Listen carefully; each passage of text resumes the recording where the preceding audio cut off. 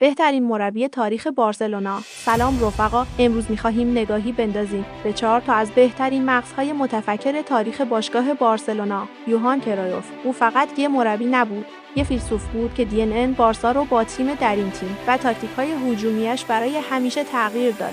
نتیجهش اولین قهرمانی لیگ قهرمانان اروپا برای بارسا. پپ گواردیولا نابغه بیچون و چرا با سیستم تیکی تاکا و اون نسل رویایی 14 جام توی 4 سال برد. تیمی که همه دنیا رو شیفته خودش کرد و یکی از بهترین تیم‌های تاریخ فوتبال شد. لوئیس انریکه، مربی که اون سگانه تاریخی رو با مثلث آتشین MSN مسی، سوارز، نیمار برقرار کرد. به تیم هجوم و وحشتناک که هیچ کس جلوش دووم نمی‌آورد. فرانک رایکارد، کسی که بعد از سالها بارسا رو دوباره به قله فوتبال برگردوند. اون تیم فراموش نشدنی با رونالدینیو شروع عصر طلایی بارسلونا بود. به نظر شما جای چه کسی توی این لیست خالیه؟ بهترین مربی تاریخ بارسا از نظر شما کیه؟